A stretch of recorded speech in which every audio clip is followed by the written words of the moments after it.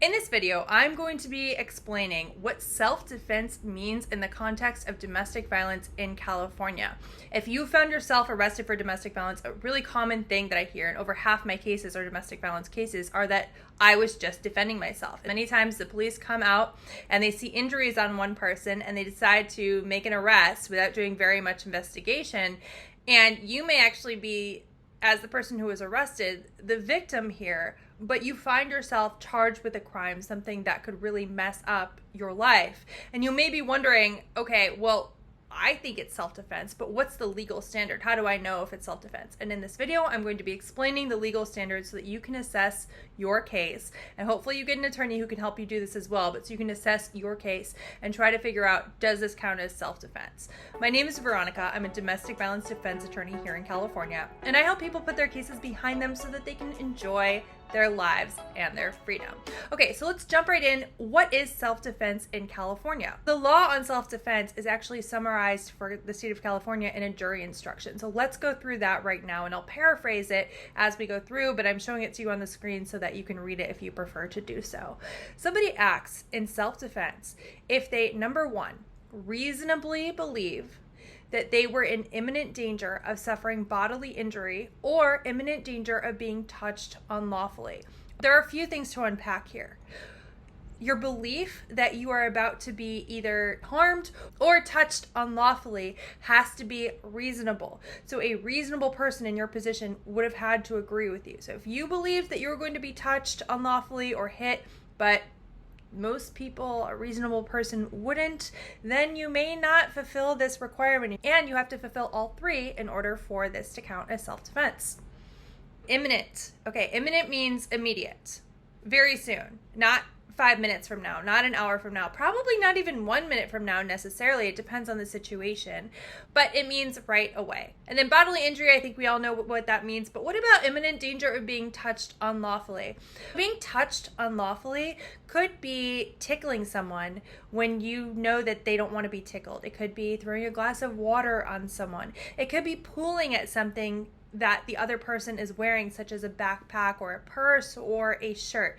So you don't have to be afraid of being physically injured in order to qualify for self-defense. And, really commonly I will hear from men who have been accused of domestic violence that they were really just defending themselves, and they say, yeah, she only weighs 110 pounds soaking wet, I'm a lot bigger than her, but she was coming at me. It's not that I thought she was going to be able to kill me or knock me to the ground or something, but I still, I thought she was going to scratch me or ruin my nice expensive shirt that I was wearing, and I didn't want that to happen. So I defended myself. I tried to hold her back. All of that counts as imminent danger of being touched unlawfully. Okay, so number two, the defendant reasonably believed that the immediate use of force was necessary to defend against that danger. Again, we have this term reasonable. And this is something that if it goes in front of a jury, and long before that, when the DA is looking at the case and figuring out whether or not to file this, whether to dismiss it before the first court date, whether to dismiss it after that at your attorney's insistence, this is what they're thinking about. What would a reasonable person in this situation think? Would they reasonably believe that to defend against whatever danger is happening in number one, they have to take this immediate action to defend themselves? And again, we have the use of immediate as well. So if you could simply shut the door, maybe you're in another room, they're at the threshold of the doorway, you could simply shut the door instead of attacking the other person, then maybe you don't reasonably believe that immediate force is necessary. Number three, and this is a really big one, this is the one that comes up, I would say, the most in these cases. The defendant used no more force than was reasonably necessary to defend against that danger.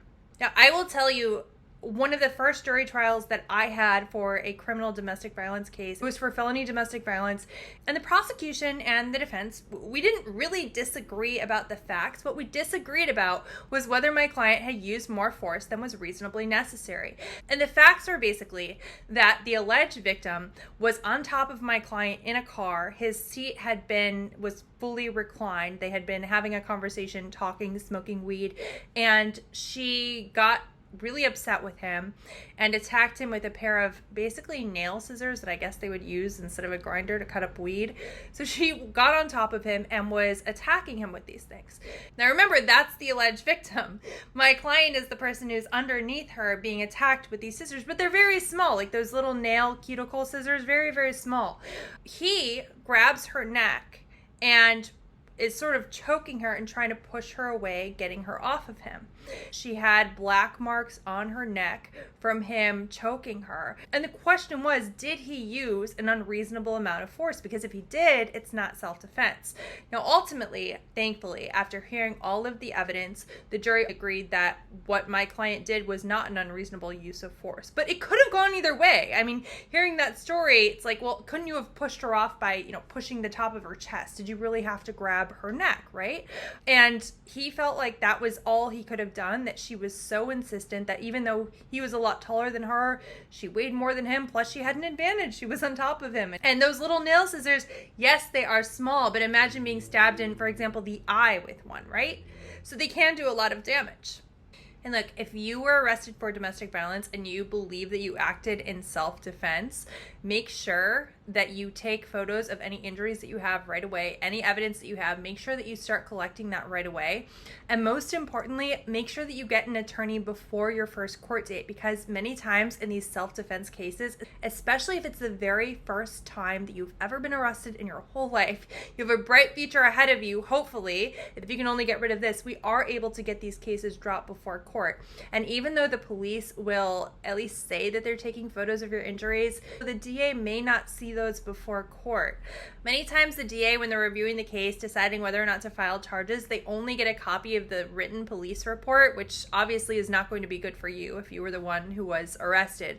So we need to make sure that your side of it actually comes through before court, because if you can get it dropped before court, great. That is better than having the case filed, going to court for months and months, having all this stress and anxiety going on if you can get it just dropped ahead of time. I hope you found this video helpful. If you did, make sure to like, subscribe, ring the bell. And if you do have a criminal case in California, especially a domestic violence case, and you want a consultation, feel free to give me a call. You can find my number down below. You can also find a link to book a call there. And make sure that if you are going to book a consultation, you do it sooner rather than later, because once a case is filed in court, once your first court date happens, it is a lot more difficult to get the case dismissed than it is to do it preemptively before court.